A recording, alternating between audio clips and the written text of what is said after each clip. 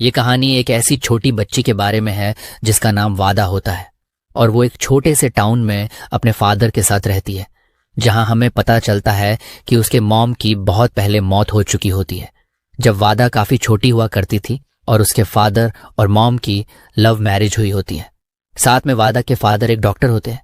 जो कि लोगों का पोस्टमार्टम करने से लेकर उनके फ्यूनरल कराने तक का काम करते हैं, जिस वजह से वादा अपने घर में कई डेड बॉडीज आते जाते देखती है और इस वजह से वो हमेशा परेशान रहती है कि वो बीमार है और जल्द ही उसकी मौत हो जाएगी। पर ऐसा कुछ नहीं होता और लाख बार डॉक्टर्स को दिखाने के बाद भी वादा को कोई बीमारी नहीं निकलती, जिस वजह से वादा को लगता है कि उन सब डॉक्टर्स को अच्छे से चेक करना नहीं आता। वहीं वादा अपने खास दोस्त जिसका नाम थॉमस होता है उसके साथ काफी एंजॉय करती है, क्योंकि वहीं इकलौता उसका दोस्त होता है जिसके साथ वादा को काफी अच्छा लगता है। और इसी तरह एक दिन जब वादा अपने घर में होती है तो उनके घर के सामने एक कार आती है जिसमें से एक लेडी उतरती है और वो उनके घर के अंदर आती है, जिसका नाम शैली होता है। दरअसल वो एक मेकअप आर्टिस्ट होती है। तभी वो वादा के फादर हैरी से मिलती है। दरअसल वो वहां जॉब के लिए आई होती है, पर हैरी ने मुर्दा लोगों के मेकअप के लिए जॉब निकाली होती है,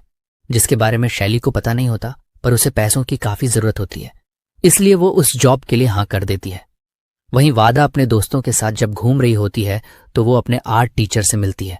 जहां उसके आर्ट टीचर उसे बताते हैं कि वो इस समर वेकेशन में लोगों को राइटिंग करना सिखा रहा है ताकि वो कुछ पैसे कमा सके। तभी वादा और थॉमस अपने घर आ जाते हैं, जहां वो एक फोटो देखती है जिसमें उसके आर्ट टीचर होते हैं,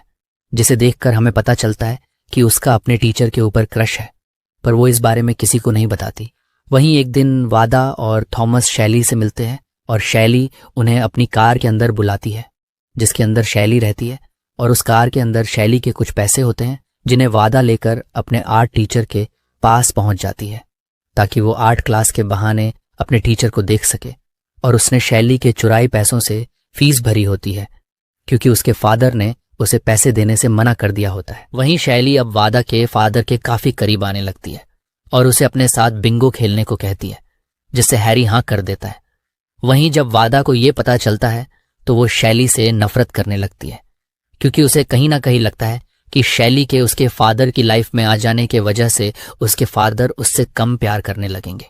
वहीं हैरी और शैली बिंगो खेलने जाते हैं। साथ में वादा थॉमस को अपने साथ लेकर वहां पहुंच जाती है जहां उसके फादर होते हैं। वहीं शैली और हैरी एक दूसरे के करीब आने लगते हैं और उन दोनों को एक दूसरे से प्यार हो जाता है। वहीं वादा अपने अंकल के पास जाती है, जहां उसके अंकल उसको बताते हैं कि उसने तुम्हारे पापा को कई साल बाद इतना खुश देखा है, क्योंकि तुम्हारी मॉम के मर जाने के बाद उसके फादर कई दिनों तक सदमे में थे और शैली के उसके लाइफ में आ जाने की वजह से वो दोबारा से काफी खुश है।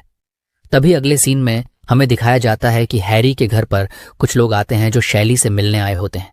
दरअसल शैली का डिवोर्स हो चुका होता है और जो लोग उससे मिलने आए होते हैं उनमें से एक शैली का एक्स हस्बैंड भी होता है, जो कि शैली से उसकी कार लेने आए होते हैं।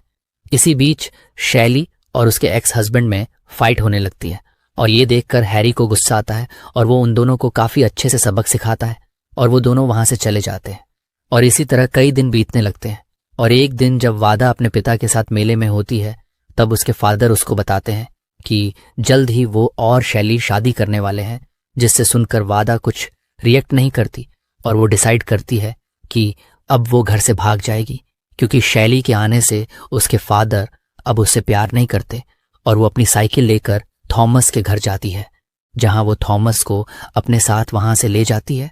और उसे बताती है कि वो अब अपने घर से भागकर कैलिफोर्निया जाएगी। और वो साइकिल से काफी दूर निकल आते हैं और एक जगह रुक जाते हैं, जहां वो बताती है कि वो अपने आर्ट टीचर से प्यार करती है और वो उसी से शादी करेगी। पर थॉमस उसकी बात का कोई जवाब नहीं देता और वो दोनों जंगल में घूमने लगते हैं। इसी बीच उन पर मधुमक्खी अटैक कर देती है और वो वहां से भाग जाते हैं और कहीं भी छिपने की जगह ना देखकर वादा अपने घर आ जाती है। और अगले दिन कुछ लोग वादा के फादर हैरी से मिलते हैं और वो उसे कुछ न्यूज देते हैं। तभी वो वादा के कमरे में आते हैं, जहां अपने फादर को निराश देखकर वादा उनसे पूछती है कि वो दुखी क्यों है। तभी उसके फादर उसे बताते हैं कि थॉमस, जो कि उसका दोस्त था, अब वो इस दुनिया में नहीं रहा और उसकी मौत हो चुकी है,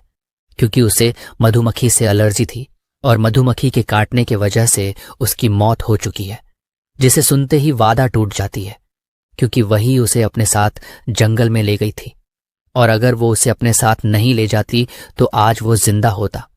इसी बीच जब थॉमस का फ्यूनरल होता है तो वादा भी वहां मौजूद होती है, जहां वो थॉमस के पास जाकर रोने लगती है और उससे कहती है कि उसका चश्मा कहाँ है, क्योंकि वो चश्मा पहना करता था। और उसकी बात सुनकर उस जगह मौजूद सभी लोग इमोशनल हो जाते हैं। पर इसी बीच उसके फादर वहां आते हैं और उसे वहां से ले जाने लगते हैं, लेकिन वादा वहां से भागकर अपने आर्ट टीचर के पास जाती है, जहां जाकर वो अपने टीचर को बताती है कि वो उससे प्यार करती है।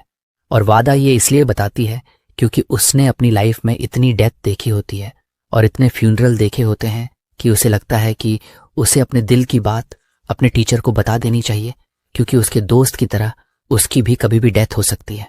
और मरने से पहले उसे अपने दिल की फीलिंग अपने टीचर से शेयर कर देनी चाहिए। लेकिन उसके टीचर उसकी बात समझते हैं कि वो अभी केवल एक बच्ची है, इसलिए वो उसे काफी समझाते हैं और उसे बताते हैं कि वो शादी करने वाला है और वो अभी काफी छोटी है इन चीजों को समझने के लिए। और तभी वादा अपने घर आ जाती है। तभी वादा के फादर उसके कमरे में आते हैं और उसके पास आकर बैठते हैं और वादा उनसे पूछती है कि वो उसकी मॉम से कितना प्यार करते थे, और वो बताते हैं कि उन्होंने अपनी लाइफ में सबसे ज्यादा उसकी मॉम से ही प्यार करा है। साथ में हैरी बोलता है कि उसकी मॉम के मर जाने के बाद उन्हें इस दुनिया में कुछ भी अच्छा नहीं लगता था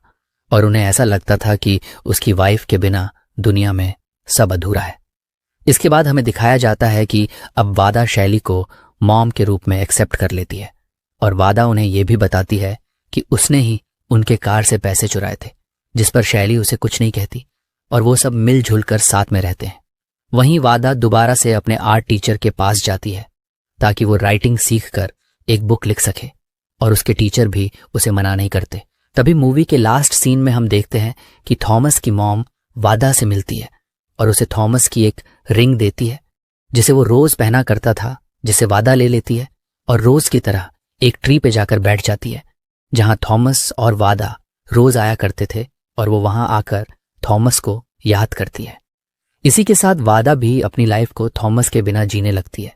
जहां उसके अब नए दोस्त बन जाते हैं और थॉमस की जगह वो उनके साथ टाइम बिताने लगती है